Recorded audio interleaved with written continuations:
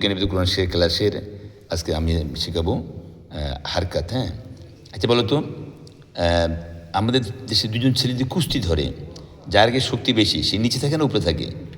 উপরে থাকে। আমরা বলি কি, বাহ ছেলে খুব জবর, বলি না? তাহলে জবর থাকে কোথায়? উপরে। জবর থাকে উপরে, আর জেদ থাকে নিচে। তাহলে বৈজ্ঞানিক কোরআন শিক্ষার বইয়ের আমরা 5 নম্বর পেজ বের করি। এটা হলো পর্ব 2, 2 নম্বর পর্ব। ধরেন হারকাত তানবিন না, তাহলে জের থাকে নিচে আর জবর থাকে উপরে, জের থাকে নিচে আর আবার জের, ধরেন জের থাকে নিচে আর জবর থাকে মাথা মোড়ানো পেশ ওটা ওটা, জের জবর পেশ কে জানিও হারকাত বলা। বলেন জের জবর পেশ কে জানিও হারকাত, হারকাতেরই উচ্চারণ তাড়াতাড়ি করতে হয়। বলেন হারকাতেরই উচ্চারণ তাড়াতাড়ি। তাহলে হারকাতের উচ্চারণ কেমন করে করতে হয়? বলেন হারকাতের উচ্চারণ তাড়াতাড়ি করতে হয়। কেমন করে করতে হয়? তাড়াতাড়ি করতে হয় উচ্চারণ। হুজুর, তানবীর কাকে বলে? মাশাআল্লাহ, তানবিন শুনবে সবাই। তানবিন কাকে বলে? দুই জবর দুই জের দুই পেশকে, জানিও তানবিন বলা হয়।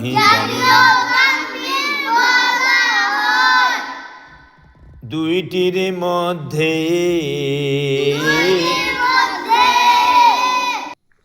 একটি হারকাত,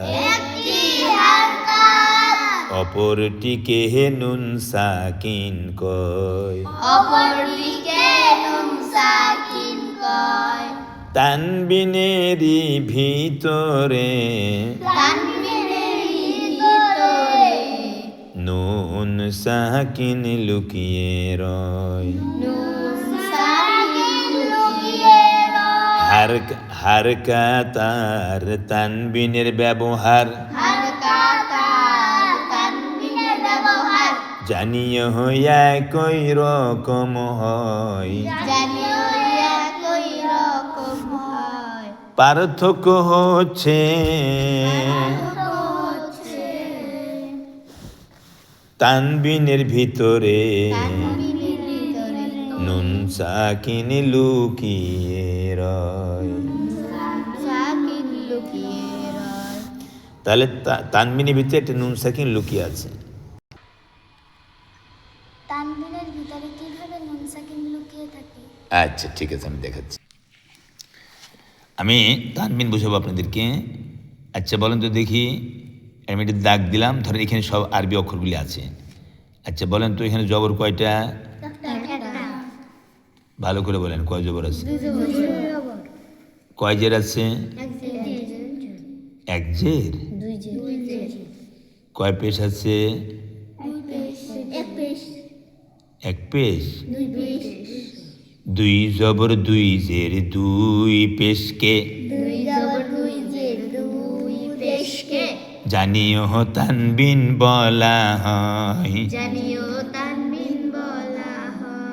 দুইটির মধ্যে একটি হারকাত, অপরটিকে নুন সাকিন কয়।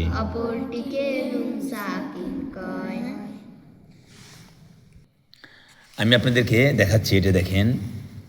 দেখেন, বলেন হামজা জবর আ, কয় অক্ষরে পড়বো? এক অক্ষরে পড়বো। আ লাগবে কার সাথে, আ লাগবে না কারো, আ লাগবে না কারো সাথে।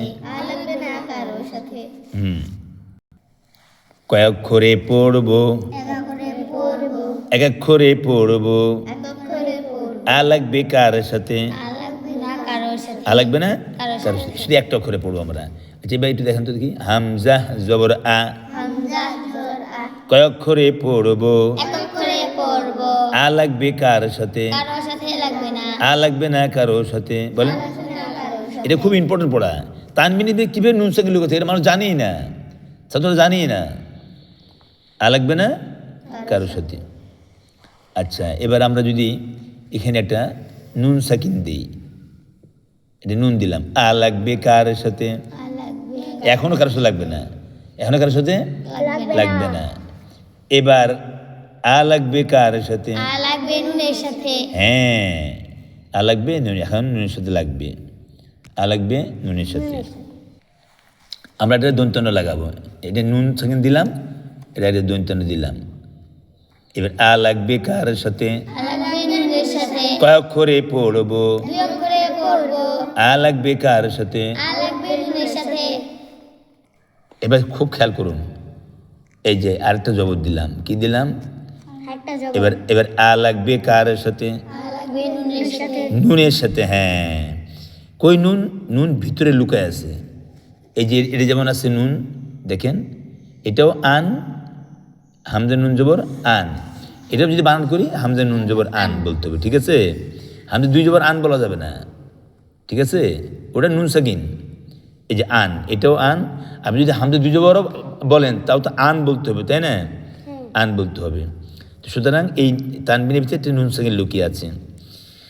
এখন যদি আমি এখান থেকে বাংলায় একটা দন্তান্ন মুছে দিই, দন্তান্ন মুছে দিই, তাহলে একটা জবর সরা ফেলতে হবে, একটা জবর সরা ফেলতে হবে।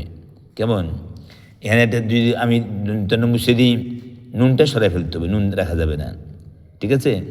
তাহলে কি বোঝা গেল, তানবিনের ভিতরে নুন সাকিন লুকেছে। এটাও আন, এটাও আন, বাংলা দেখেন লেখা আছে আন সরা দিন তো না, এটাও আন। আবার হামজা জের ই,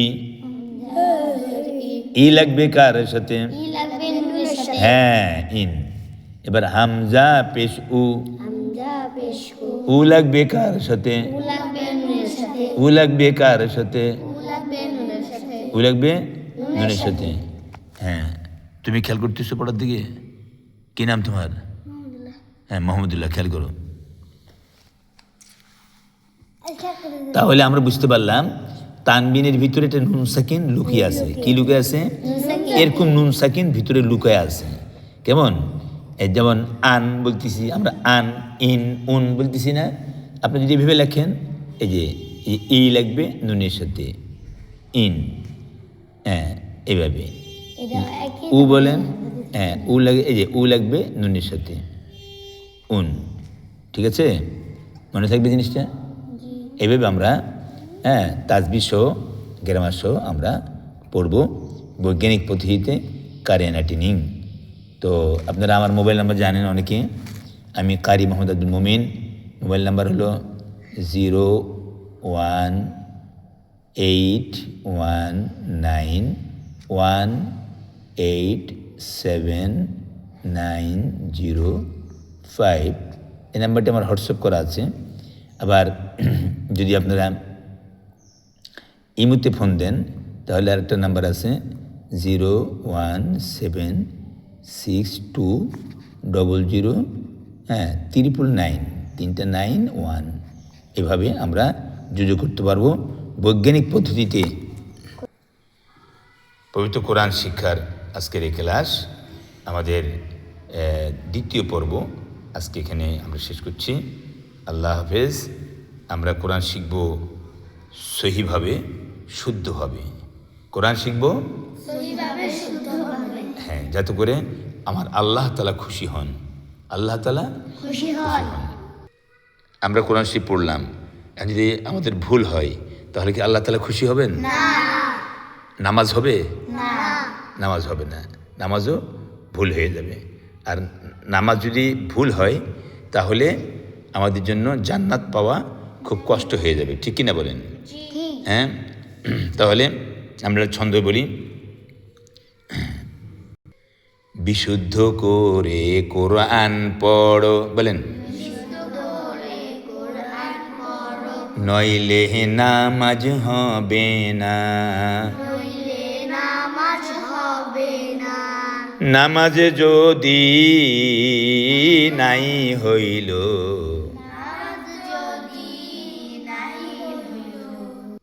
তবে কিছুই হইল না। আচ্ছা, আমরা সবার পরিচয় নিব। তোমার নাম বলো, কোন ক্লাস? ক্লাস 4। নাম বলেন। আব্দুল্লাহ। কোন ক্লাস? 1। কোন ক্লাস? ক্লাস 6। নাম বলেন। আমিনা। মাহফুজা। কোন ক্লাস?